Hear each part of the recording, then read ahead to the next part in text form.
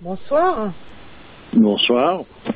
Oui, tu parlais tout à l'heure de personnages qui faisaient la lévitation, etc. Et j'aimerais en savoir plus un peu sur ces personnages donc, qui ont des pouvoirs thaumaturgiques, ce qui ne justifie pas forcément que ces personnages-là sont divinisés, tu vois, tel le Christ qui marchait sur l'eau, tu vois. C'est des disciplines qui s'apprennent. Bon, à présent, les gens n'ont plus la patience tellement de s'occuper de ça, mais il y a des endroits où il y avait pas mal de... Il y a eu des monastères au Tibet, par exemple, où ils apprenaient ça, ou au Laos. Moi, j'ai connu un Laotien qui habitait pas loin, qui était dans une région où il y avait pas mal de monastères particuliers, de gens qui faisaient des trucs comme ça, qui marchaient sur l'eau, qui marchaient qui se promenaient sous la pluie et qui n'étaient jamais mouillés, qui marchaient doucement puis qu'on ne pouvait jamais rattraper. Enfin bref, c'est des choses qui apparaissent comme étant invraisemblables et puis ça n'a rien de si invraisemblable que ça. Simplement, qui sait qui veut prendre le temps de se donner à ça. Eh ben, justement, le Burensteinas, là, le lien qu'on nous avait envoyé, cet alchimiste là dont on a parlé, là, ouais. Je mettrai le lien. Lui, il expliquait ça, cette histoire de lévitation, par le fait que toutes les particules, et d'ailleurs, là j'ai appris un truc là d'un des auditeurs, c'est que l'ADN, c'est des cristaux liquides. Toutes les particules qui nous composent, quand on fait rentrer la lumière dans notre corps, ce corps s'allège. Tu vois? Oui, bon, après ça c'est une manière d'expliquer les choses, je sais pas. Je connais pas. Il n'y a plus la loi de la pesanteur qui fait que on est là cloué au sol, tu vois? Oui, de toute façon, en tout cas, ce que je sais, c'est qu'il y a pour chaque tour de passe-passe de ce genre, des disciplines précises. Il y avait de nouveau là, dans certaines contrées où ils apprennent à faire marcher le système de réchauffement du corps. La thermorégulation. Oui, la thermorégulation à un point que l'examen consiste à sécher un linge mouillé sur le corps nu, dans des régions montagneuses de l'Himalaya où il fait moins 40 ou moins 50 degrés. Ah ouais, d'accord. Et les types y arrivent très bien, quoi. Donc c'est dans le possible. À présent... C'est comme le contrôle du rythme cardiaque, hein. Il y a des gens qui arrivent par le yoga. Oui, moi je connaissais un gars qui pouvait réguler ça et augmenter, diminuer. Il m'a dit je peux m'arrêter le corps s'il fallait. Ouais. Il faut l'arrêter lui tout seul. Et justement, tiens, je voudrais parler parce que dans le livre que je lis là, Amour mystique, on parle de ce cri là, le kiai. Le kiai, ouais. Le kiai. C'est extraordinaire ce cri. Oui, bon, c'est une puissance. Je connais pas bien. Mon père connaissait, lui, il savait le pratiquer. Ah, carrément. Ouais. Et donc, comment il se fait ce cri? Ça vient du ventre. C'est un cri qui sort directement du ventre. Ça vient pas de. Mais je ne connais pas suffisamment pour donner une explication. Alors tu peux faire mourir quelqu'un, tu peux le ressusciter. Tu peux faire un tas de choses, ça dépend jusqu'où tu as atteint le degré que tu as là-dedans, mais tu réveilles, oui, c'est vrai que ça a une multitude de possibilités. Mais comme je te dis, je ne connais pas, mais c'est intéressant de me dire. Ce que tu lis là, concernant Amour mystique, ils en disent assez. Déjà, c'est intéressant, ça. Oui, tout à fait. Mais en fait, ça agit par le biais, enfin, c'est de la quantique, en fait, hein.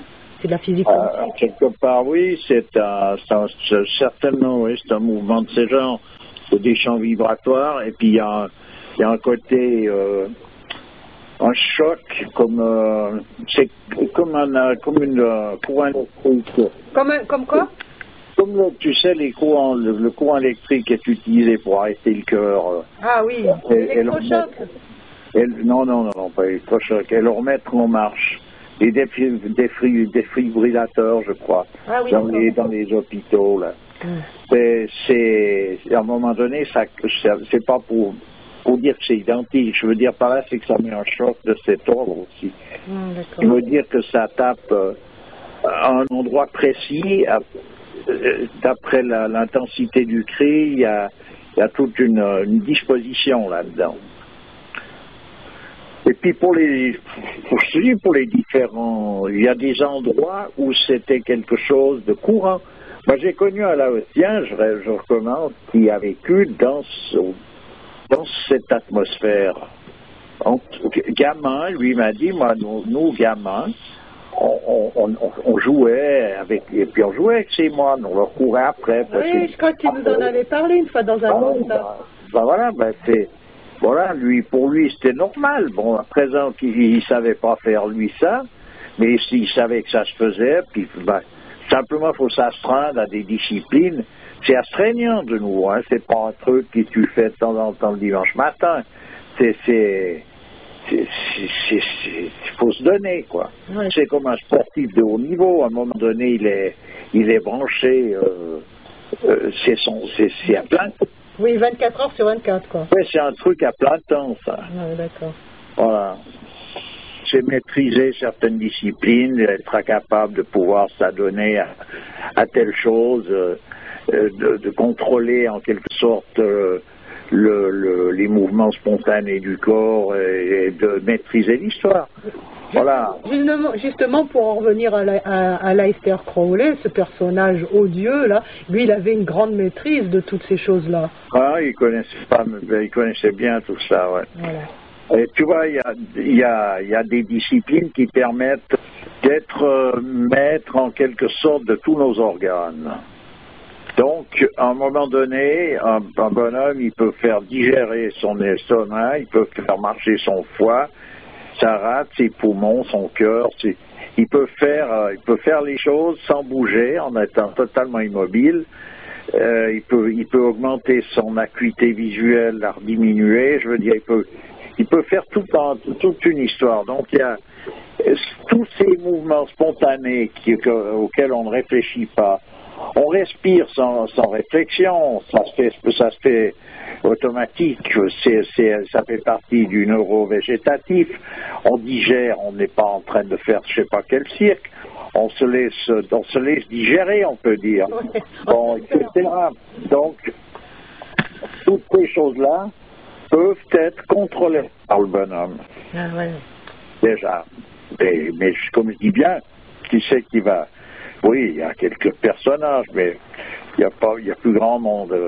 Actuellement, on est préoccupé différemment, parce que ça reste quelque chose de très aléatoire. C'est pas d'un intérêt primordial. Je veux dire, c'est le fait de maîtriser ceci, cela n'est pas une preuve d'une autorité particulière. D'autant plus que des miracles, il y en a toute la journée, tout au long de notre vie, tout le temps. Je veux dire, quand tu vois le soleil se lever, c'est un miracle en soi. Hein. Je veux dire, chaque chose de la création sont des miracles. Oui, mais là, il ne s'agit pas de miracle, là, on parle pas de miracle. Oui, mais les gens, ils voient ça pour ça, en tant que tel. Hein. Oui, bon, peut-être, je sais pas. On ne peut pas comparer le fait que le soleil se lève avec le fait de pouvoir marcher son estomac volontairement. Le fait que Jésus ait marché sur l'eau, le fait qu'il y ait eu Lazare et la résurrection là, de Saint Lazare, les gens, ils voient ça d'un certain œil. Je veux dire, pour eux, quelqu'un qui maîtrise ce genre de choses sont, comment dire, divinisés. Disons, ce que je sais, c'est que concernant le Christ, il faut considérer chaque chose qu'il a pu démontrer comme un symbole qui va bien au-delà des limitations sensibles. Non, mais ce que je veux dire par là, c'est que les gens se méprennent en pensant que c'est vraiment l'émanation de quelque chose de lumineux, alors que ça peut sortir des ténèbres, toutes ces choses-là. Bien sûr, bon, bien sûr. Voilà.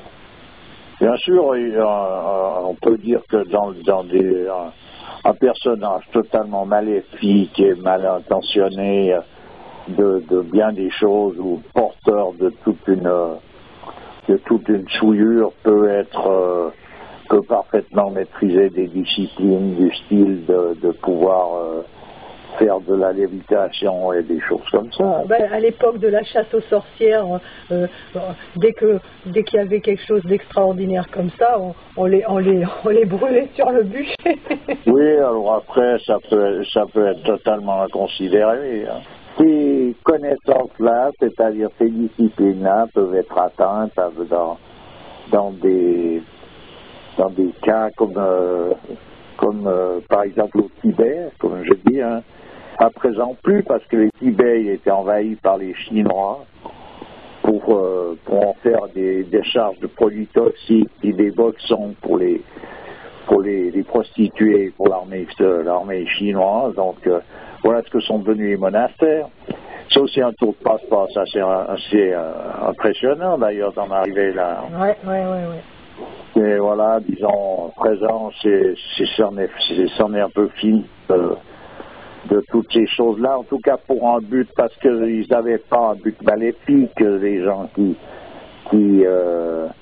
pratiquaient tout ça dans le monastère du Tibet. Moi, j'ai connu un vieux bonhomme qui était rentré avec il avait de la famille en Suisse.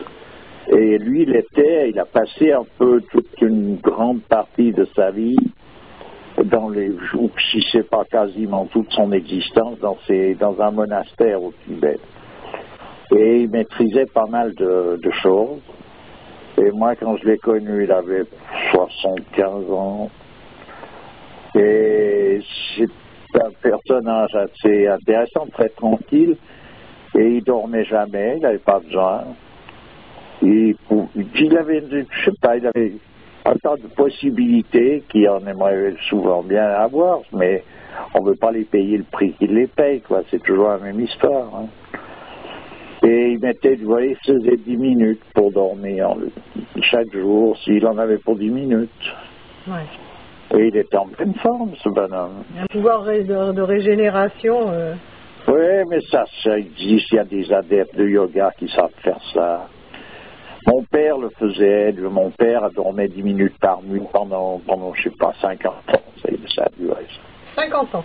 Ouais, pendant 50 ans. Moi, d'ailleurs, c'était assez drôle parce que c'est assez particulier d'avoir un père comme ça. Parce que, tu vois, quand tu as 15-16 ans, tu veux sortir un moment avec les copains, tu sors, puis tu veux, alors faut que je rentre à telle heure. Et il n'y a pas moyen que je rentre qui dorme, et puis je peux rentrer tranquille, peinard, doucement, mais avec 1 heure de retard. C'est impossible.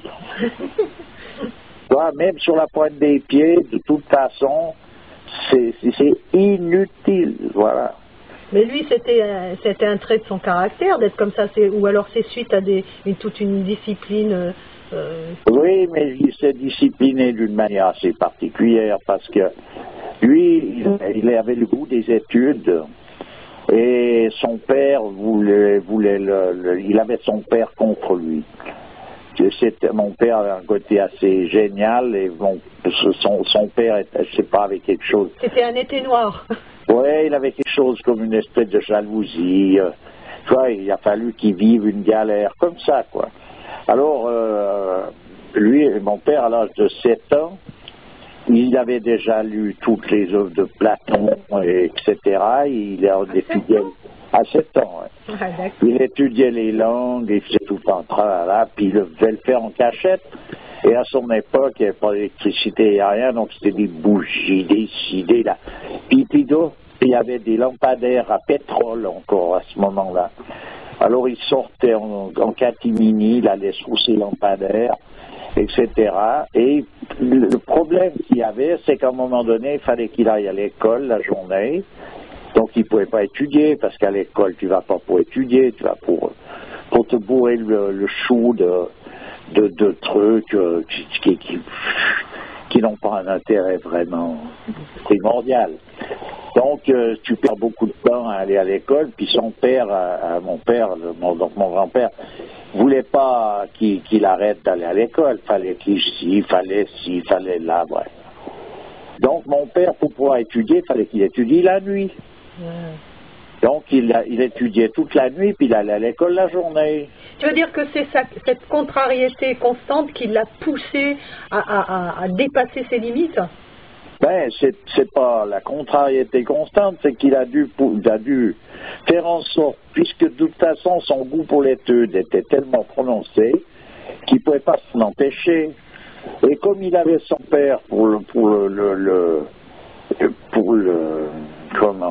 brimer au sujet de l'école, il ne pouvait pas ne pas aller à l'école parce que son père avait une autorité, quoi. C'était pas un grand galet, c'était un type qui voulait, il le voulait, quoi. Donc il était pris en deux feux, il fallait qu'il y aille, et en même temps, lui, il ne pouvait pas faire autrement que d'étudier.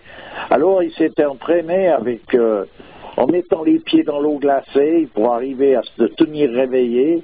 Il s'était fait des tas de plans pour arriver à ne pas s'endormir. Mais c'est fou, hein. Là tu es en train de me parler d'un génie, là. C'était un génie, ton père? C'était un homme d'une dimension assez exceptionnelle. Un génie, c'est une autre forme d'un génie. On y reviendra un jour pour savoir qu'est-ce qu'un génie. En fait, d'ailleurs, tout un chacun a un génie. C'est simplement, quand on parle d'un génie actuellement, c'est quelqu'un qui a des capacités apparemment exceptionnelles par rapport au commun des mortels sur un plan ou un autre. Mais le génie, c'est le corps subtil de l'homme, c'est le corps psychique, c'est le corps de feu. C'est ça le génie en somme. Alors, pour avoir cette maturité si petit, tu vois, mais entre autres, il y a des personnages comme ça. Il y a des personnages comme ça qui viennent au monde, ils sont dans une attitude, et puis voilà. Et mon père, c'était un bonhomme qui était comme ça, quoi. Et là, on parle actuellement des enfants indigos. T'as entendu parler de ça, je suppose. Oui, puis depuis, il y a eu d'autres, il y en a encore eu d'autres. Est-ce que tu penses que c'est dans cette lignée? Non, ça n'a rien à voir avec ce genre de dénomination et puis de manière d'aborder les choses. Ouais, c'est un peu New Age, hein, ça aussi. Oui, c'est tout à fait, pas rien qu'un peu, c'est un peu beaucoup même. Ok, écoute, je te remercie. Tu auras peut-être l'occasion un de ces jours de reparler de ton papa, c'est intéressant.